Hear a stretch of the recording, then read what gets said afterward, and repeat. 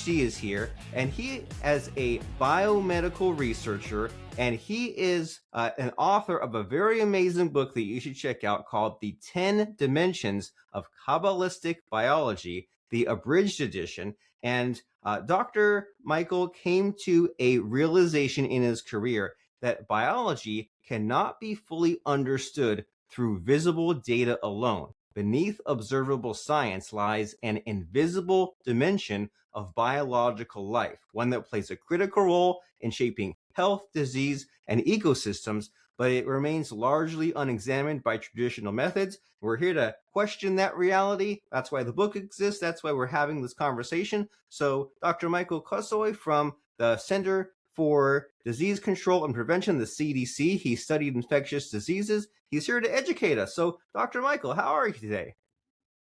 I'm doing well. Thank you for having me. Happy to have you. And so, what did I leave out of that introduction? What are you all about? What makes you unique? Well, I'm quite proud. I worked for CDC 25 years. You told I'm still at CDC. I retired, but I'm still actively participating in many research projects. So it's certainly many people work for CDC, right?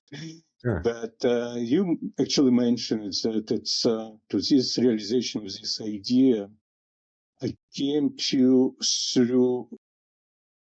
through analysis of infectious diseases that I worked for many years. And it's nothing wrong about this. It's just not complete because we just ignore facts that we know only small pieces of information. And even for all your listeners, they probably can agree, especially having this experience with last pandemic. It's not what people expected, right? They expected that so many scientists work, so much information collected, but some elementary questions were not answered. It's not about question about knowledge of why it happened, what it means, what it's supposed to do. So I'm just explaining my background. Yeah, that there is a lot of unknown to life, and there's that need for the curiosity, but also fighting the being gullible, right? Like there are people out there that say that the earth is flat. And of course, during the pandemic, you had all sorts of wild, outrageous theories. So it's quite a lot of critical thinking required, isn't there, to say, okay, well, I know that I can't possibly know everything, and I have to be open to the alternatives, but also not get way into conspiracy land. And so how does that relate to what you've discovered about maybe how there's this new way of thinking about life, disease, and biology? It's exactly about style of thinking. It was just we just learn from school. It's in very dualistic way how to think. And I think this is the main problem.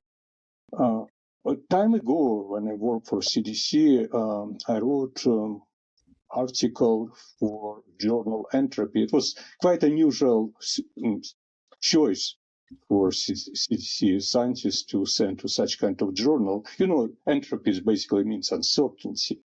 And it was a paper about description of zoonotic infectious diseases, where I'm an expert. Published more than 200 articles, led many research projects. But the editor was firstly surprised why I sent this article to him. But next day he sent me email. It's exactly what we need, because the message was that the more data and more information we collect, and we expect we will have more knowledge about those systems. But in fact, we create more uncertainty. It was quite contradictory thinking, right? But it was not just philosophical amusement. I went point by point with description of pathogens, of reservoir of infection, of approaches, how to work with animals, with bacteria, so to demonstrate this. So this is basically led me eventually to such kind of book.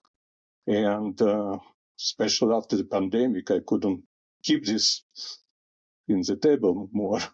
Sure. And was there any anything specific that maybe pushed you into this way of thinking, or it's one thing to have these ideas and publish the papers, but then, and my understanding of that is that this book is huge, it's massive. So how did you get from, well, you have this curiosity, you have this decades of work, into writing a whole book about it? Well, it was a long way, believe me. When I started to think about how to find additional tools, how to work with invisible data. You understand, we take those just pieces, we make big conclusion based on this. We can make very detailed investigation of those details, but we don't go out. We only concentrate on those what we know. But beyond of this, in the realm of unknown, we have also many gradation. We have structure. We have very strict hierarchy. So we can still investigate this. We just need to think in different way. When you're talking about what specifically pushed me in this? So I started to work for CDC in 1999. And the same year, I was enrolled in my first Kabbalah class. And after several years, I realized that it's really this tradition presents some specific, very specific tools for orientation in invisible world. So this is my way how I came, an interaction of those trends to be very strictly analytical scientist, but also to see life in whole complexity, whole diversity, whole dynamic. It's extremely dynamic system. Whatever you learn today, it can be not very applicable tomorrow. Nevertheless, it is reality. Yeah. Yeah, life is amazing. It blows your mind when you think about it, right? When they look out, when they look out into space, as far as we know, life only exists on Earth for who knows what great distance. And then when they talk about all of the disasters that have befallen Earth over the billions of years, species wiped out, it would be very hard to eradicate all life on Earth, right? So it's kind of a weird paradox of how life seems to be rare or very, very low percentage in the universe, but it's also hard to eradicate. And there's all kinds of different forms of life, isn't there? You go down in the oceans, or you go down in the microscopic level. It hurts my brain to think about it. And so you say you had these Kabbalah classes, and you have your extensive biology training. And so is there anything that you think is really timely or important to discuss? Is there anything widely misunderstood by the average person about life and biology that your book maybe talks about? Well, first, I agree that let's agree, life is just miraculous. How it's created, how it exists, how it can persist, it's a miracle. But I'm not talking just from spiritual perspective. I'm scientist. I can prove this. I have credentials to work for many years in modern science. Believe me or not, biologists very rarely ask question what life is. They just started to investigate some objects, some details, and they never usually reach the level of what life is. But yeah, some people argue about this, philosophers of science and biologists, but it's only a small proportion. But what is even more discouraging, those two groups of people, they cannot talk to each other. It's just useless debate what we can do if we cannot see this, right? So on the other side, people who propose more holistic view, so life is one, how you can handle this. So instead of those useless debates, I propose system how to for an orientation between those two extremes. So I know it's maybe sounds confusing, and in the book I try to explain why I propose this direction, what I call Kabbalistic biology, and specifically what tools we can use for orientation, for our orientation. And it's okay to be confused at first, right? Confusion means, well, I've found something that is outside the scope of my knowledge, so it's something that I need to investigate and then absorb it and then use it. And so the book is called The 10 Dimensions of Kabbalistic Biology. And so, like, what are these 10 dimensions? Because I like how you say that it's not philosophical, because you come across this sometimes, right? People talk about like the quantum fields, and it gets really just like very vague. And it's great that you say, well, no, here's something specific of how we can kind of anchor it to some concreteness. So what is the specificity? What are these 10 dimensions? Yes, we need to have anchor, right? Because we still have our vision. We have those 3 dimensions that are just evolutionarily adapted for perception of the world around us. But it's just not necessary only 3 dimensions. Some modern physics, they talk already, if you heard probably about it. Also, string theory proposes 10 dimensions. It's just coincidence, probably.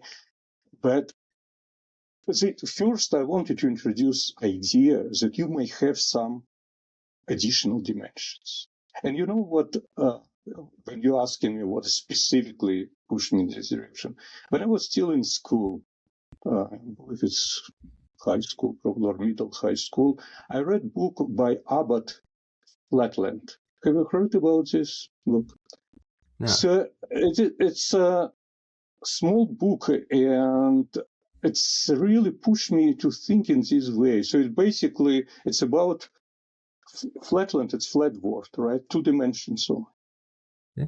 And the main personage in this book was Mr. Square, because everything is just geometrical figures, squares, different kind of polygons. And he experienced a visit of object from 3rd dimension. It's basically sphere, but he couldn't see sphere because he lives in only 2 dimensions. You follow me? And also, only he could see some circles that become bigger, smaller when it's passed through this 2-dimensional world. So basically, we live in such kind of world. Beyond our 3 dimensions, we do have, with our thoughts, we can go beyond those. Just to be specific, for example, I cannot go through all 10 dimensions, right? First dimension is basically what I call from fragmentation to unification. It's your choice, our choice, my choice as investigator to select how complex I want to see the system. Because if I go too far, as you mentioned, it's too general discussion, it would be not very functional. If I concentrate only on the base level, only on details, I cannot see whole picture. So instead, I propose like spectrum between those. It's kind of dimension. You can measure how high you want to go. So you can present your point of view, and you can realize what other person, your colleague or opponent, keeps in mind when he's talking about exactly the same phenomena. But instead of just arguing what is better, you can move, you can select, depending on context, depending on your ability to study, to answer those questions. Of course. This is just an example. Yeah, you figure out the right sizeness, right? You say, well, what's the scale, or am I looking at it from like a basic fundamental point of view or from an advanced point of view? And so you're really getting my brain to think and stretch. And if someone is saying, well, what is the benefit to reading this book? Is it a matter of like a spiritual profoundness or satisfying their intellectual curiosity, or like, what do people get out of reading your book? It's total curiosity. If you're not curious, if you're not ready for intellectual challenges, you probably would not read this book. But it's not just curiosity. We live in the time of huge transformation, right? As people very often confuse. It's not only about life from my perspective as a biologist. We're all biological creatures. Even we can be spiritual creatures, but we still belong to this world. Just for example, you know that in your body you have so many microbial cells as your own cells. Trillions of those cells. And the sum of those bacteria can cause disease. But with those bacteria cannot exist. So you see, it's a lot of paradoxes.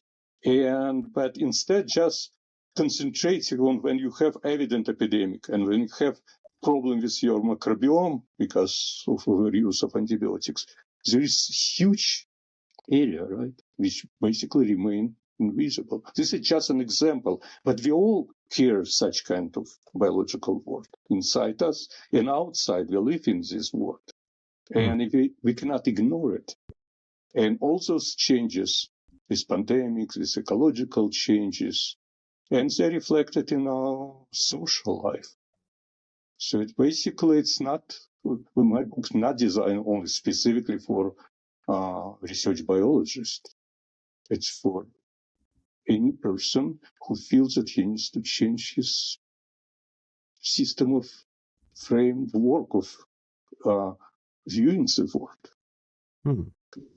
Well, very nice, very profound. And what I guess the repeat lesson I'm getting from our conversation is what a blessing life is and what a gift it is to be human and to live in the modern era, right? You or me, we could have been dinosaurs and had no written language and had no way of sharing this and not had the tools to examine microbiology. And I think they didn't even discover dinosaur bones until 1824. It's like, what, that recently? And so it's like if we were born at any other point in time, so much of the hiddenness of the world, the universe, of life, of the past, of the micro scale, it just would have been unknown to us, right? The virology has even and evolved so much even since you joined the CDC, I'm sure. And so it's a crazy, amazing, wonderful world out there.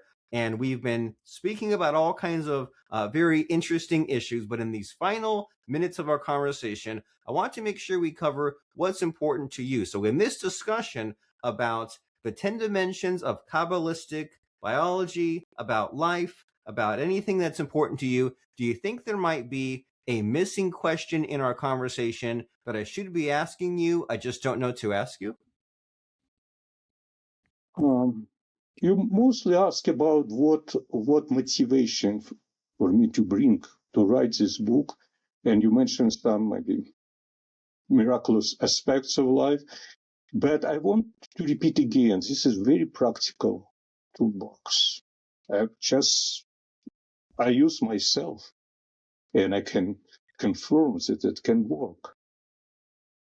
And I was teaching my students, work with my colleagues, and they can perceive such kind of approach. But again, it's for a wide range of people can be useful. It's for orientation, it is complex and fast changing world. This is basically my view. Well, very good. Well, I'm very in awe and impressed by what you've accomplished in life. You have more than 200 scientific publications cited in academic literature. You've covered this research from molecular genetics to large-scale ecosystem analysis. And this book that we've been mentioning is The 10 Dimensions of Kabbalistic Biology, the Abridged Edition by Michael Kosoy. That's Kosoy. And we can find it on Amazon. And are there any other next steps for someone to go after they listen to our conversation today? Is there contact information? Is there a website, or is it just go get the book? Actually, Atticus, who published this book, they have my website and there is contact information there. So Okay. If they click my name and the title, I believe they can find this website. Okay, very nice. Well, we can add those additional links underneath this podcast if we need to get those, and so that way they can find out more about you and about your book and get it and discover these 10 dimensions and just find out about how information is not knowledge, how there's unseen biology, there's the tree of knowledge, pathways of knowledge, and just many just amazing discoveries to be uncovered. So that way we can expand our mind, think differently, and get a better understanding of life. And so we've been speaking with Dr. Michael Kosoy from the 10 Dimensions of Kabbalistic Biology. And before I let you go, Dr. Michael, it's time for the scary part of the podcast where I try to stump you. I try to put you on the spot by asking about a fun or interesting quote or lesson that has served you. So what comes to mind as far as a fun or interesting quote or lesson? Well, actually, working for CDC, I had a lot of fun, a lot of good lessons because I traveled to so many countries, and not just as a tourist, but working with local people. And it was an amazing experience. And sometimes it's completely unpredictable. So maybe it would help me to develop such kind of view. Good. Travel expands the mind, doesn't it? And Very much. The unpredictability of new Yes. locations and the different culture shock and being a fish out of water and outside your comfort zone and all those under wonderful things where life can be both scary and fulfilling. So that's food for thought as we get the 10 Dimensions of Kabbalistic Biology, the Abridged Edition from Dr. Michael Kosoy, PhD, who was a research biologist at the CDC for 25 years. And he has this book that we should check out to explore this new way of thinking and consider a deeper, more holistic understanding of science and existence itself. And thanks so much, Dr. Michael, for showing up, stopping by, educating, and entertaining us. I'm really glad that you were here, and I enjoyed talking with you. Thank you, Robert, and thank you for inviting me. Super great.